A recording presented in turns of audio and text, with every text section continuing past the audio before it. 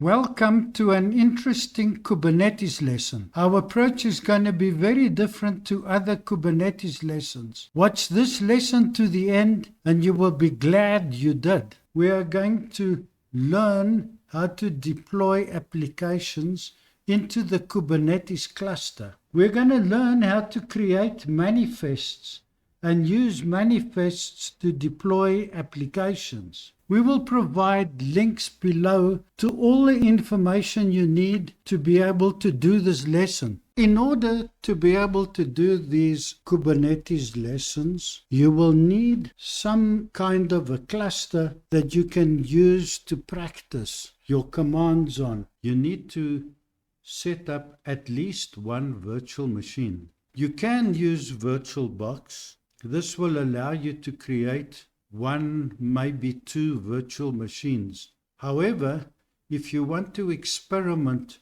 with clusters and the different type of clusters that you can create using the Rancher K3S Kubernetes, then we recommend that you look at Proxmox. This is our Proxmox server. Currently, I have a 3 worker node and 1 master node cluster. I've actually used the Proxmox server as the master node. That's running Ubuntu.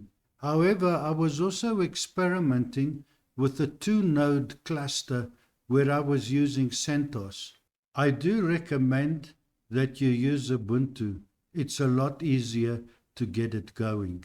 Why not set up a cheap home lab using Proxmox? Proxmox is a Category 1 hypervisor, which means the virtual machines run on bare metal, whereas Virtualbox is a Category 2 hypervisor, which means Virtualbox runs on an operating system like Linux or Windows, and your VMs run substantially slower and substantially faster on Proxmox. This will make a big difference when you are experimenting with clusters. If you have not done this and you do not have a Proxmox server with a K3S cluster, we recommend you watch this video here. This link, there will be a link provided that will show you how to set up Proxmox, as well as this video will show you how to set up Kubernetes K3S clusters in 3 different configurations. We always connect to the master server when we work with Kubernetes commands.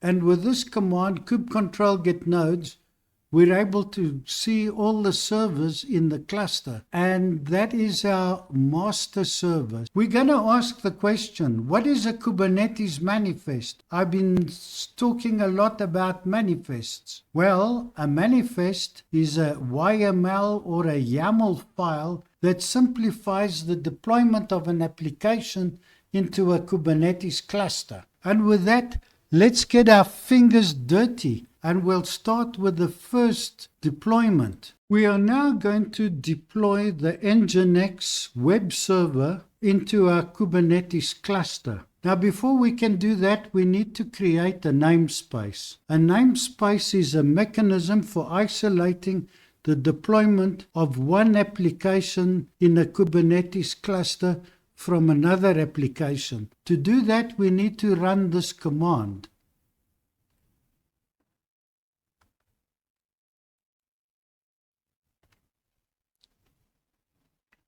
And we can see that it created the namespace here. We are going to start by creating our deployment manifest. And to do that, we are going to use our editor and we are going to say nano nginx deployment. If you don't have nano installed on your server, run this command. And this will install the nano text editor, which we will be using in this lesson. So now we are going to create a file called Nginx deployment.yml.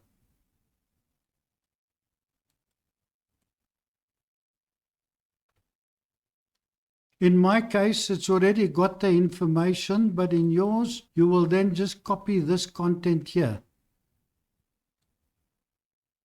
and paste it into the file and then you will type Control S, Control X to save it. Now that we've created the deployment manifest, now we need to install it. In this case, we're going to apply the file. The command we are going to use is kubectl apply -f. This is telling Kubernetes that we are going to be using this file, and we're also specifying a namespace. So we're telling it deploy using this file and put it into this namespace Nginx. So let's take this, copy it, and paste. So that's the command we're going to run. Now we can see that we have deployed the web server, just the deployment. Now we want to verify that this has been deployed. So we will run this command, kubectl get pods,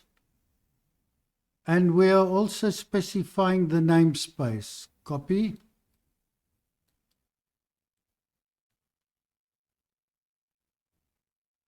And you can see that it's deployed this across the cluster, across the different servers. So there's one instance on Lion. Further down, there's another instance on Lion. And there's one instance of Kudu, three instances on Kudu. On Leopard, we got two instances on Leopard. And we have one instance on a Poo-Poo. That's the master server that we are currently logged into. Having now run the deployment manifest, it's created pods. A pod is what you could call the virtualization of the application. It's like a VM running in Kubernetes. It created 10 pods in the cluster because that's how it was set up. The way Kubernetes works is you create the pod. The pod is like a virtual machine, but now we need to connect the pod to the network. So we are now going to do the next manifest, which is the service. The function of the service is to connect the pods to the network. So we're going to create this manifest.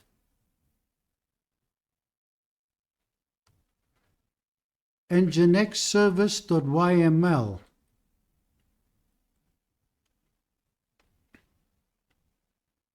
Like I did before, I've already got it in there. You will then copy this content, paste it into there, and then you will say Control S and Control X. Having done that, we now want to apply this service. So we will run this command here.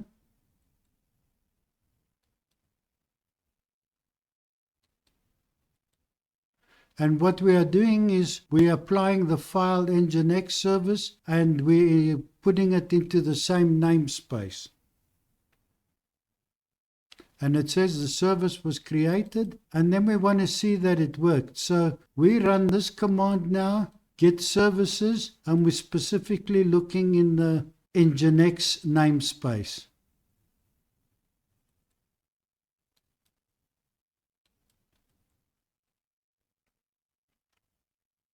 And we can see we have a service created so that these pods can be able to communicate through the network. As it is now, it can communicate internally in the cluster. We now want to see what endpoints were created.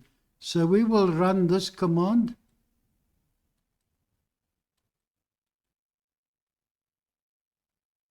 As a web server, you always have endpoints, and you can see it's telling me that there's a server 65, 66, there's 7 more. So this has created 10 endpoints. So you can communicate internally in the cluster using these IPs and these ports. So we can take one of these and we can open it. Let's try internally and say curl.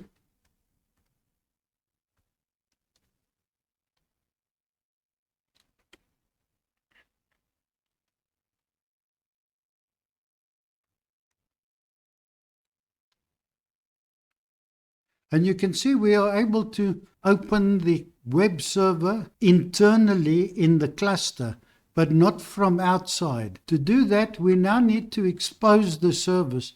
We are going to run this command.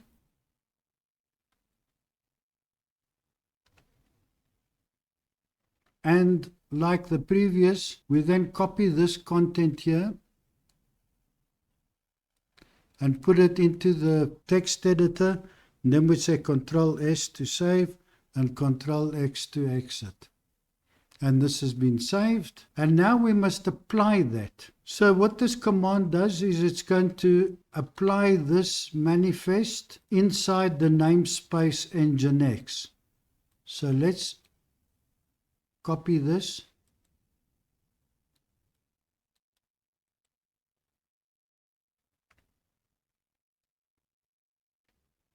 And now we have applied it, and we should be able to open it from the browser.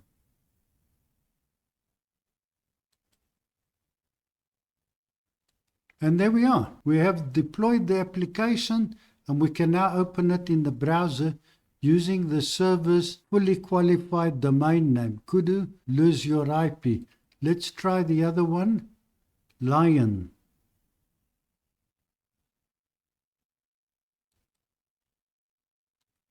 Now that we have seen that our Nginx is working, now we need to do the cleanup. So we run this command where we delete the namespace. And one of the benefits of using the namespace is when you delete the namespace, it deletes everything inside the namespace.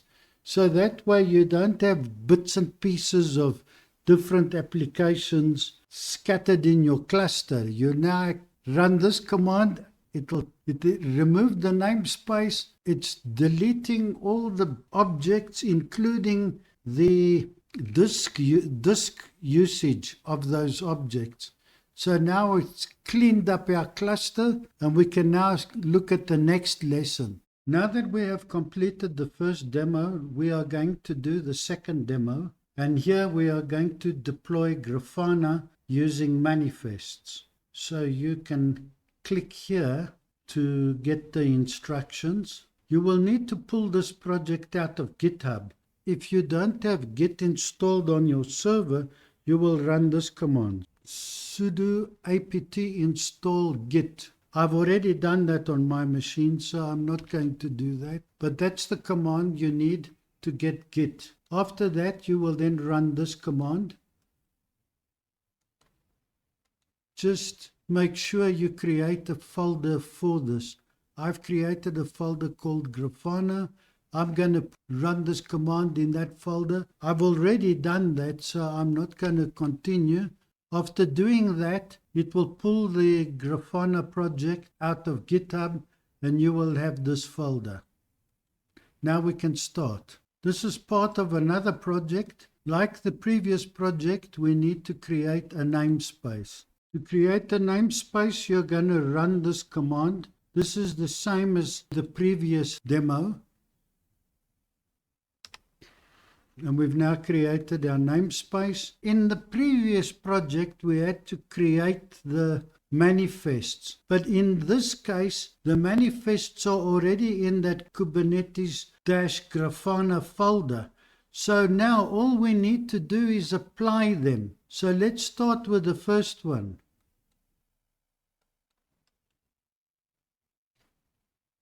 And you see here we are applying, we're passing the folder path and the file path here. But we also need to give it a namespace.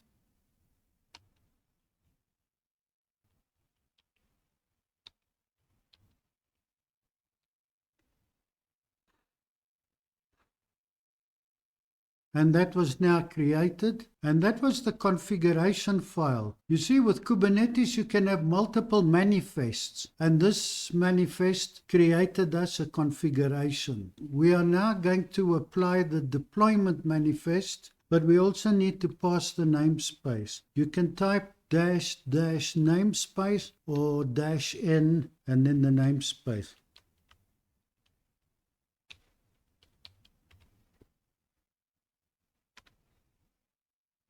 And now that we've done that, now we can go and look and see what's in there. We will now run this command. That's the get all, and we've passed it the namespace. So we will see what's in the namespace. And you can see there's a deployment and there's also a replica set. So this will produce one instance or one pod. We could also run the get pods.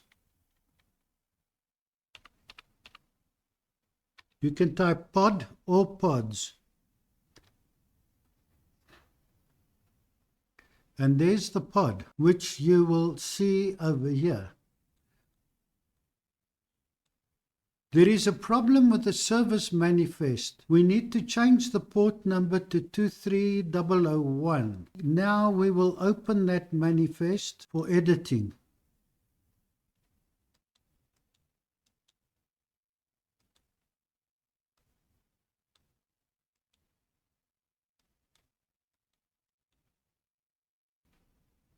I've already made the change on my side, but you would need to just change that to 32001. Control S, Control X to save it. And now we can apply this manifest. As we said earlier, the deployment manifest created the pod, which is what we saw here. Now we are creating the service. The service will allow our pod to be connected to the network. And we've done that. So if I run the get all command, we should see a service in there as well. And there's the service. And it's also specified port 32001. And with that, I should be able to open that port from the primary node or the master server, which I can open from this IP. And you see, we have now installed Grafana and we have it working. We leave these for you to practice with. So here's 3 more that you can practice with. And now we will learn more about manifests in greater detail. We advise you to watch the rest of this video to the end so that you can understand what we've just done now. This is where my lesson gets different to others because they normally start with the Kubernetes commands. We will use the Rancher K3S Kubernetes, which is also production grade Kubernetes, and it is lighter than the original Kubernetes. Let's have a look at the Kubernetes K3S architecture. In the original Kubernetes, we would speak about master nodes and worker nodes, and a master node in K3S is what they call a server, and the worker node is what they call an agent. One of the differences between the K3S Kubernetes and the original Kubernetes is in the K3S Kubernetes, Rancher introduced a flannel and they also introduced the proxy tunnel, making communication between the master server, or what we will talk about as server, and the agent. And then on the server, we have the API layer, which communicates with SQLite, which is our database. In there, we store all the states. So when we run commands, the state of each command gets stored in the database.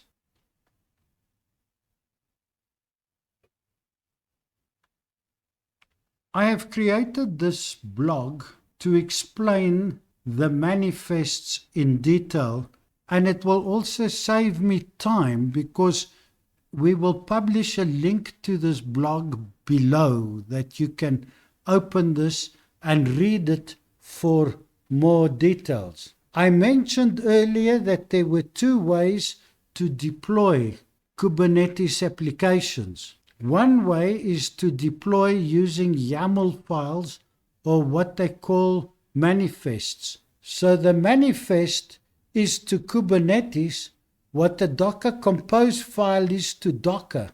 And the second way is the deployment of applications using kubectl commands. The kubectl commands are to Kubernetes what Docker commands are to Docker. one thing you need to remember whenever you're working with Kubernetes, you always log into the master node, the server, and not the worker nodes. Before you run your kubectl commands, you use the sudo su- command to elevate your access to root. I'm now going to look at the anatomy of the manifest. Now, the manifest file is a YAML file and it contains 4 parts. On the top, you will find an API version where you specify what version of API you want to use. You may remember in the architecture we spoke about the API. And then kind, this describes the kind of deployment or the kind of manifest. There are many different kinds of manifests, but these are the most popular ones that you will be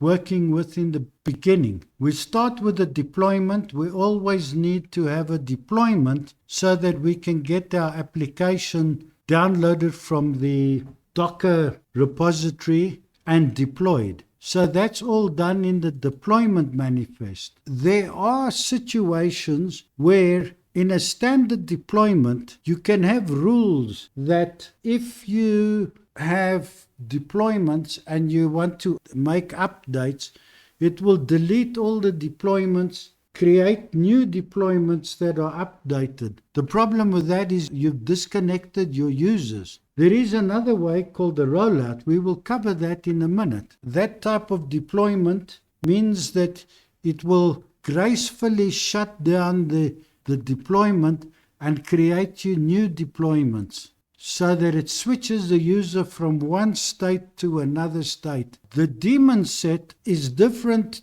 The daemon set is a kind of deployment, but it's a special one. You are guaranteed to have one pod. With a deployment, you can have multiple pods. You can even reduce the number of pods from 5 pods to 2 pods and even to 0 pods, which can be dangerous if you have users or if this application is critical. So that's where the daemon set comes in. It's a special kind of deployment, meaning you will never have 0 pods. The pod is what we use when we deploy our application. It becomes the server. Then services. So we use deployments to create pods. Pods are your virtual servers that the application runs in. Now, a service is used to connect your pod to the network internally. And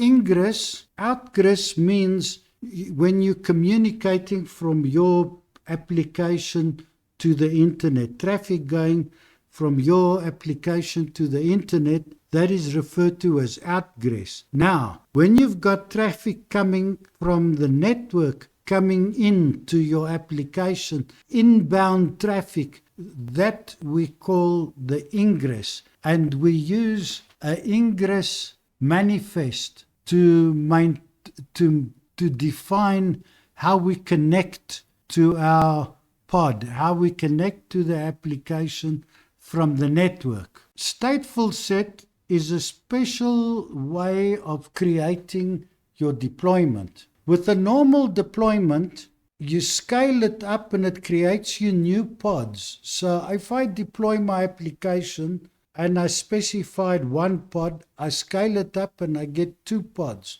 And if I scale it down or shut it down, it deletes the pods. Now, the next time I create new pods, they will have new IDs. The ID is a GUID, which is a hexadecimal number built into the name of the pod. So every time you undeploy an application and deploy it again or create more pods, you will always get unique new names. There is a time when you want to have set names so that you can be able to communicate with them internally. So to do that, that's where you use the stateful set. So it'll create, your deployment will create pods, but these pods will have predefined names. And every time you delete them and create new ones, the new ones will still keep the original names.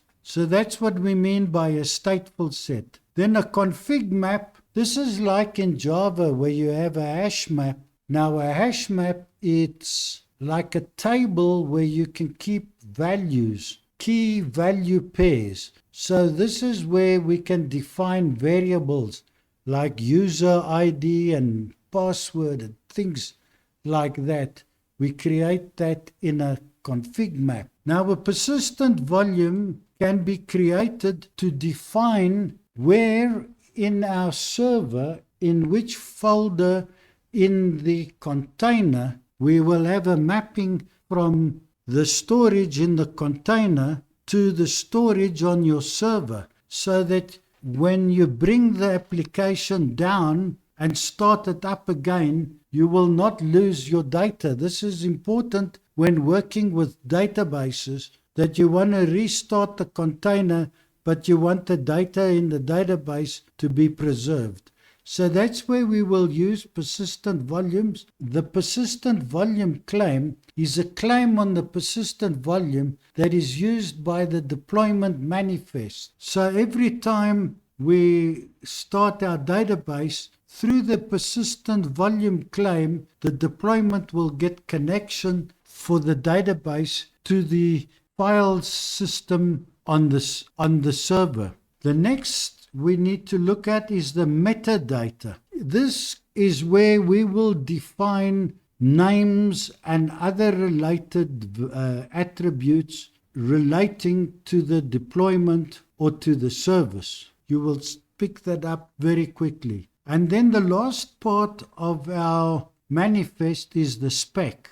Here we have values depending on the kind of manifest. These will be values that are related to that. So if I have a deployment, I will be talking about storage. I will be talking about the number of instances I want to create pods, the number of pods I want to create when this application is deployed. Or if it's a service, then the spec might have details relating to the network, whether I'm using a load balancer. We will look at that in a minute. Here is an example of a deployment manifest. So if we look at this carefully, kind is deployment. And then here we have the metadata, and in there we specified the name. So this is Nginx. I called it Nginx-deployment. So that is what sits under the metadata. If we look at the spec,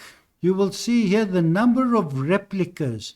So this means that I can have 3 instances of Nginx when I deploy this application.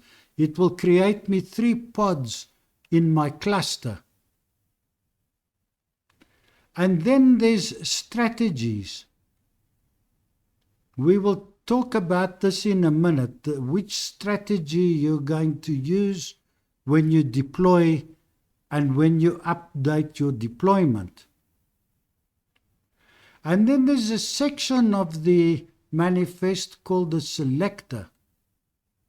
Now here we work with labels.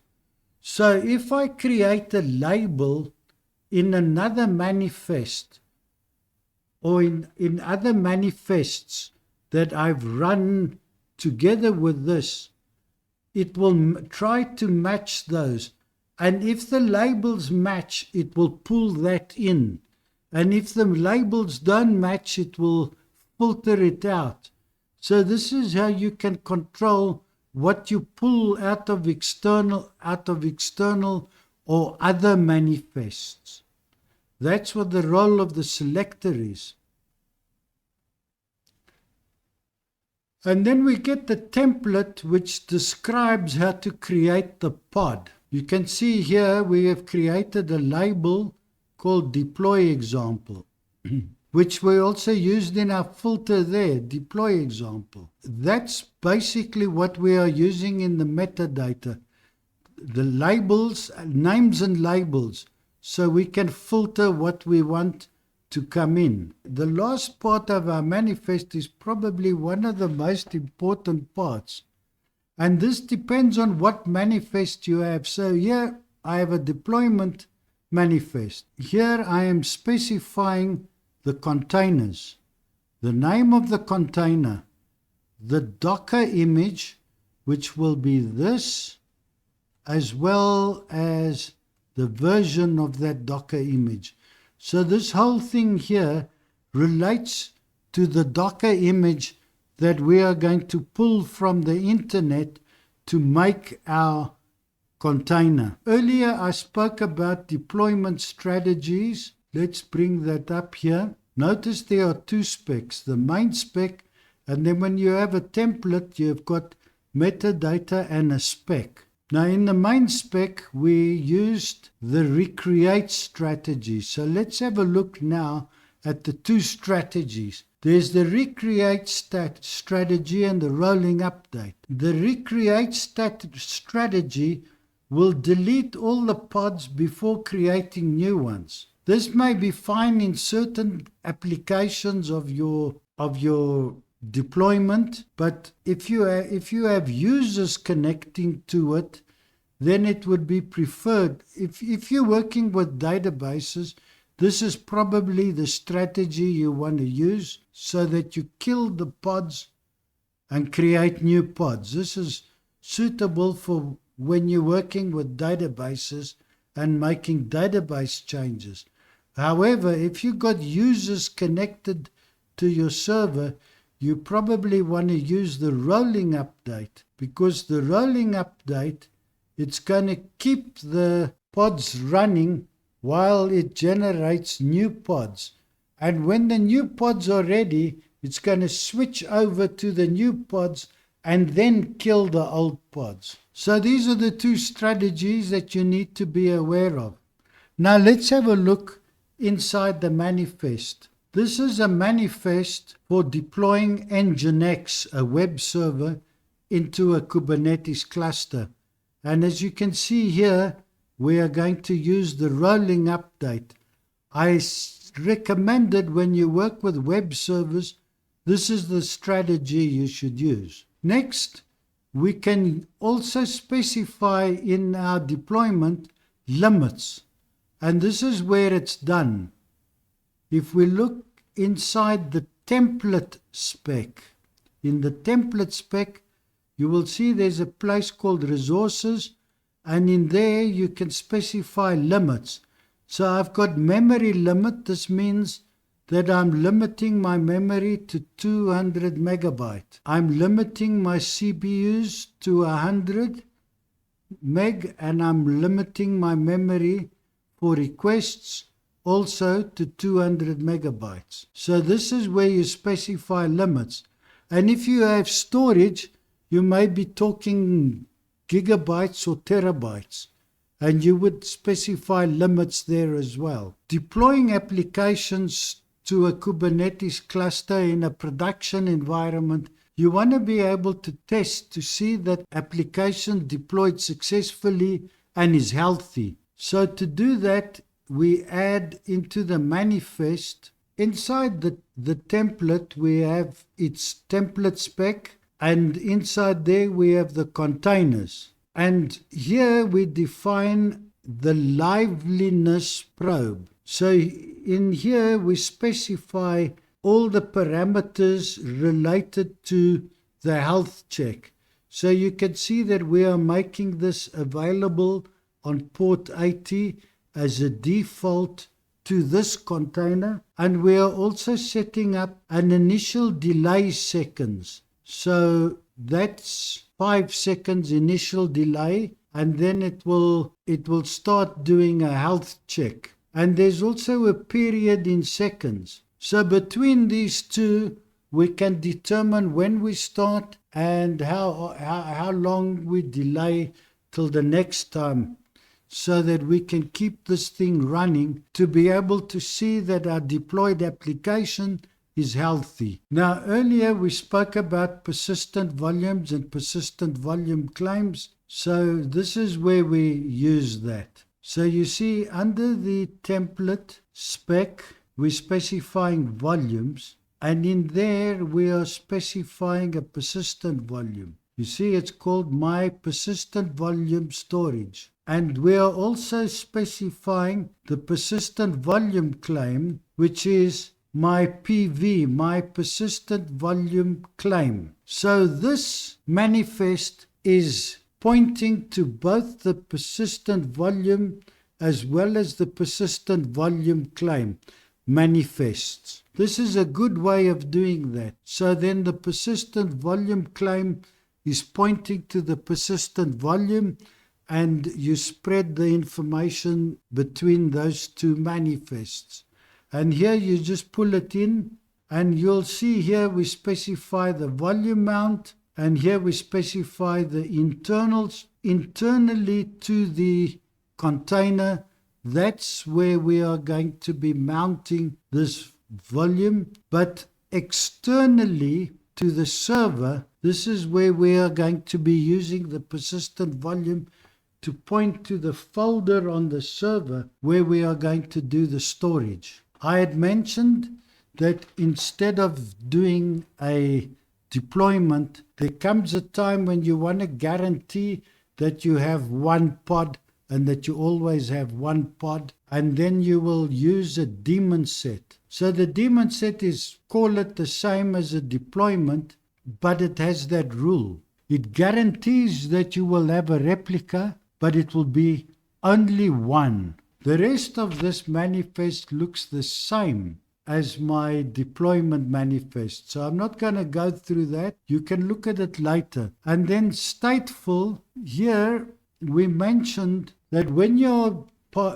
your application is creating a pod, you see the service is where, remember, networking takes place to the pod from the service. And the service gives you a networking name to your pod. So that's the reason why we want to define the stateful set in the service. And by doing that, what we are doing is we are guaranteeing that the names of the pods, every time you kill them and every time you start them or create them again, they will always have the same names.